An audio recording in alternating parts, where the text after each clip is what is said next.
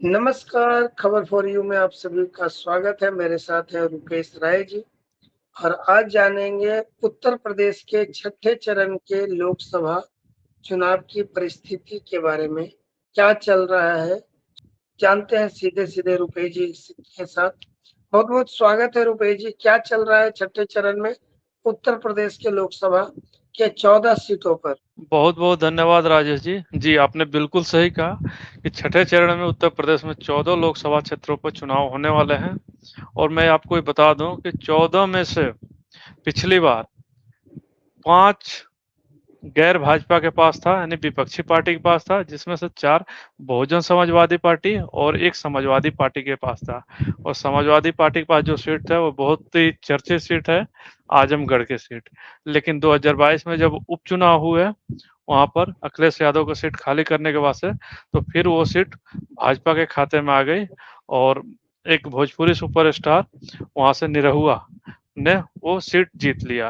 तो अभी वर्तमान में 4 सीट जो है सिर्फ वो बहुजन समाजवादी के पास है, बाकी 10 सीटों पर भाजपा है। जी, अगर मैं सीटों की बात करूं जो 1400 लोकसभा सीट पर जिस पर चुनाव होने वाले हैं, उसमें से पहला सीट है भदोही। और भदोही पर पिछली बार विनोद कुमार बिंद चुनाव लड़े थे और जीते थे। इस बार समाजवादी पार्टी ने वहां पर एक एक्सपेरिमेंट किया है और समाजवादी पार्टी कितनी गंभीरता से चुनाव लड़ रही है।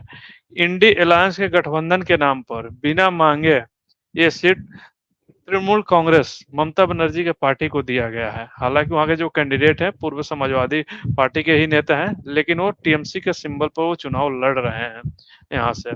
तो यहाँ से कितना सीरियस है विपक्षी पार्टी, वो इसी बात से समझ में आता है। फिलहाल यहाँ पर जो भी कुछ चल रहा है उससे ये पता चल रहा है कि भारतीय जनता पार्टी यहाँ से आसानी से जीत जाएगी। बहुजन समाजवादी पार्टी का यहाँ पर कोई बहुत बड़ा वो स्कोप दिख नहीं रहा है। दूसरा बहुत महत्वपूर्ण सीट है वो है सुल्तानपुर। और सुल्तानपुर सीट से इस बार मेनका गांधी हैं और पिछली बार भी मेनका गांधी यहाँ से जीती थी। उससे पहले वरुण गांधी भी जीते थे और मेनका गांधी का संभवतः ये माना जा रहा है कि अंतिम शायद चुनाव हो। और यहाँ पर अभी तक जो समीकरण बन रहा है उससे लग रहा है कि भारतीय जनता पार्टी बहुत आराम से जीत जाएगी।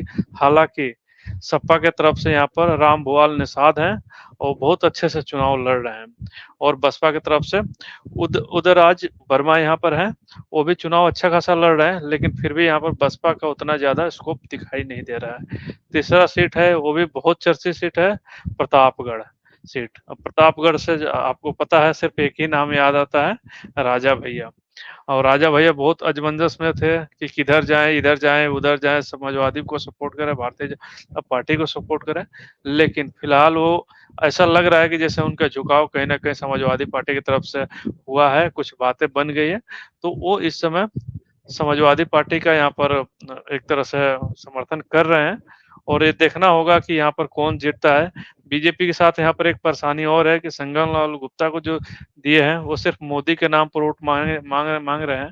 और कुछ दिन पहले उनका एक बयान लीक हुआ था ऐसा कि हमसे क्या करना है, वोट तो मोदी जी को दिया है, तो मोदी जी से पूछो जानो समझो, तो ऐसा कुछ आया था। तो अभी जो वहाँ का रुझान चल रहा है उसमें कहीं ना कहीं विपक्षी पार्टी को यहाँ पर बढ़त एक अपर देखने को मिल रहा है। हालांकि देखते हैं कि मोदी जी का वहां पर फैक्टर कैसा काम करता है, क्योंकि लोकल प्रत्याशी तो ये सारे लोग मान रहे हैं कि कहीं ना कहीं वो अच्छे प्रत्याशी नहीं है जितना कि वहां के लोग उम्मीद कर रहे थे। पांचवा से सीट है आपका फूलपुर। फूलपुर से इस बार प्रवीण पटेल हैं और सपा से अमरनाथ मौर्य हैं और बसपा से जगन्नाथ पाल हैं और यहाँ पर त्रिकोणीय मुकाबला है। हालांकि अपर एज यहाँ पर भी भारतीय जनता पार्टी के है। ये वो सीट है जहाँ से देश के पहले प्रधानमंत्री पंडित जवाहरलाल नेहरू भी यहाँ से सांसद रह चुके हैं। उसके अलावा और भी बहुत सारे यहाँ पर बड़ी बड़ी हस्तियां यहाँ से चुनाव लड़ चुकी हैं। उसके बाद से आते हैं फूलपुर से ही सटा हुआ एक सीट, इलाहाबाद सीट, जो अब तो प्रयागराज में हो गया। हालांकि लोकसभा क्षेत्र अभी भी इलाहाबाद ही है और इलाहाबाद से नीरज त्रिपाठी यहाँ से एक ब्राह्मण चेहरा पर भारतीय जनता पार्टी ने दाव लगाया है। पिछली बार यहाँ से रीता बहुगुणा जोशी कांग्रेस के एक बड़े नेता प्रदेश अध्यक्ष रह चुकी है, भाजपा में आई थी और वो चुनाव लड़ी थी, जीती थी। फिलहाल इस बार नीरज त्रिपाठी लड़ रहे हैं, जबकि समाजवादी पार्टी की तरफ से ये सीट कांग्रेस को गया है और कांग्रेस में सपा के एक बड़े नेता और बुजुर्ग नेता रेवती रमन सिंह के बेटे उज्ज्वल रमण सिंह यहाँ से इस बार कांग्रेस के सिंबल पर चुनाव लड़ रहे हैं और बसपा से रमेश पटेल यहाँ से चुनाव लड़ रहे हैं। इस बार यहाँ पर कांटे की टक्कर है सपा और भारतीय जनता पार्टी में। हालांकि बहुजन समाजवादी पार्टी को भी ये माना जाता है कि एक सिग्निफिकेंट अमाउंट ऑफ वोट्स जो है वो कहीं ना कहीं वो कंसोलिडेट होगा बसपा के पक्ष में। अगला सीट है सर अंबेडकर नगर। अंबेडकर नगर की भी कहानी बहुत रोचक है। पिछली बार ये सीट बहुजन समाजवादी पार्टी के पास थी और उनके सांसद थे रितेश पांडे। इस बार जो भी कुछ बहुजन समाजवादी में घटनाक्रम हुआ उसके बाद से रितेश पांडे ने बहुजन समाजवादी पार्टी छोड़ दी और भारतीय जनता पार्टी में ज्वाइन कर लिए और उनको टिकट मिल गया। तो फिलहाल इस बार भी वही सांसद यहाँ से चुनाव लड़ रहे हैं भारतीय जनता पार्टी पर। बस ये है कि पार्टी इस बार बदल गया है और उसके बाद से आपको सपा की तरफ से लालजी वर्मा को यहाँ से टिकट दिया गया। वो बहुत अच्छे से चुनाव लड़ रहे हैं ऐसा बताया जा रहा है। अगला सीट है श्रावस्ती। श्रावस्ती एक ऐसा सीट है सर जो शुरू से माना जा रहा था कि कहीं ना कहीं बीजेपी के पक्ष में ये पर नहीं जाएगा।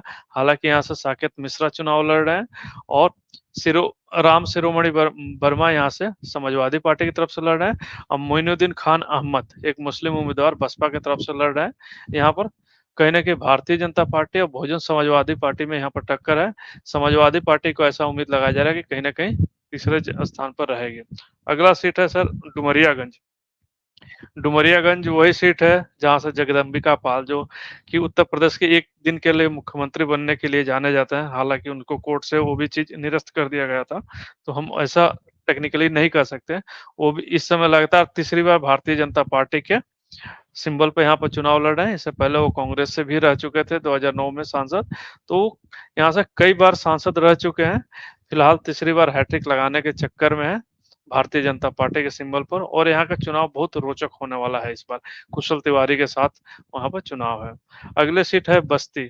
बस्ती में एक भारतीय जनता पार्टी के बहुत ही मेहनती कार्यकर्ता हरीश द्विवेदी जो कि संगठन के भी बहुत छोटे एक पद से लेकर के और आगे तक दायित्व निभाते हुए आ रहे हैं। कई बार चुनाव लड़े हारे लेकिन पिछली बार जीत गए और इस बार भी उनकी उम्मीदवारी है और ऐसा कयास लगाया जा रहा है कि वो जरूर जीतेंगे क्योंकि उन्होंने अच्छा काम किया है और मेहनती कार्यकर्ता है।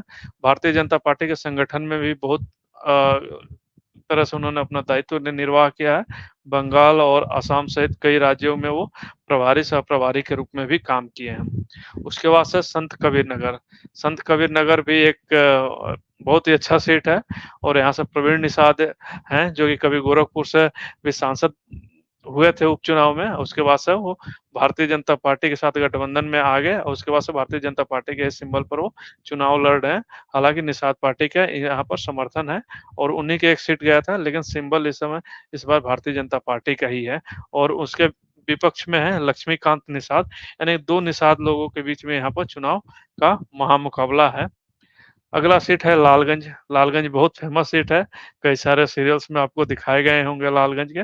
और लालगंज से इस बार नीलम सोनकर है और समाजवादी पार्टी से दरोगा सरोज है। सुरक्षित सीट है और इस बार भी नीलम सोनकर ये बताया जा रहा है कि आराम से यहाँ से चुनाव जीत जाएंगे क्योंकि यहाँ पर कोई ऐसा जो विपक्ष का उम्मीदवार है ऐसा नहीं लग रहा है कि बहुत अच्छे से चुनाव लड़ रहा है। हालांकि यहाँ पर बहुजन समाजवादी पार्टी का भी बहुत अच्छा स्कोप है, वो भी अच्छा फाइट कर रही है। कहीं ना कहीं त्रिकोणीय मुकाबला होने वाला है। अगला सीट है सर आजमगढ़। आजमगढ़ जैसा मैंने पहले ही बताया इस बार भारतीय जनता पार्टी की तरफ से निरहुआ ही उम्मीदवार है जबकि समाजवादी पार्टी की तरफ से धर्मेंद्र यादव मुलायम सिंह यादव के भतीजे और अखिलेश यादव के चचेरे भाई यहाँ से चुनाव लड़ रहे हैं। और बसपा से एक मुस्लिम उम्मीदवार महसूद सबिहा अंसारी हैं जो कि 3-4 बार टिकट बदलने के बाद से फाइनल इनका टिकट हुआ और ये भी चुनाव लड़ रही हैं।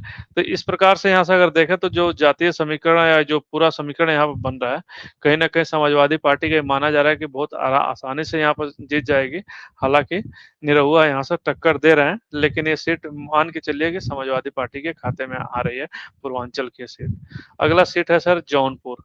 और जौनपुर बहुत ही एक तरह से जबरदस्त सीट है।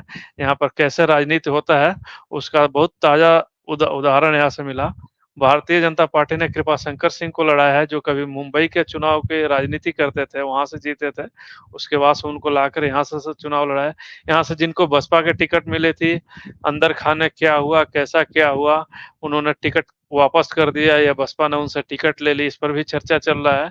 फिलहाल वो अभी तो जो लेटेस्ट बयान आ रहा है वो धनंजय सिंह यहाँ से भारतीय जनता पार्टी के समर्थन की घोषणा कर दिए हैं और उसके बाद से समाजवादी पार्टी से यहाँ से बाबू सिंह कुशवाहा पहले के जैसे ही उम्मीदवार थे और यहाँ से पूर्व सांसद श्याम सिंह यादव को बहुजन समाजवादी पार्टी यहाँ से कैंडिडेट बनाया है। यहाँ से मुकाबला सपा से नहीं बल्कि भारतीय जनता पार्टी और बसपा का मुकाबला है। अगला सीट है मछली शहर। मछली शहर एक वो सीट है जो मुझे आज भी याद आ रहा है, पिछली बार ये लग रहा था कौन जीतेगा और भारतीय जनता पार्टी यहाँ से लास्ट में सिर्फ 183 वोट से जीती थी और भारत में सबसे कम वोट से जीतने वाला ये सीट था जो 183 वोट से यहाँ से जीती थी। फिलहाल ये सुरक्षित सीट है। बीपी सरोज यहाँ से भारतीय जनता पार्टी के कैंडिडेट हैं, प्रिया सरोज यहाँ से समाजवादी पार्टी के और कृपा शंकर सरोज यहाँ से बहुजन समाजवादी पार्टी से। तो 3 यहाँ से सरोज उम्मीदवार हैं। अब देखते हैं किस सरोज का यहाँ पर कमल खिलता है और कितना से खिलता है, क्योंकि पिछली बार बहुत ही रोचक और बहुत ही एक तरह से रोमांचक यहाँ पर मुकाबला हुआ था।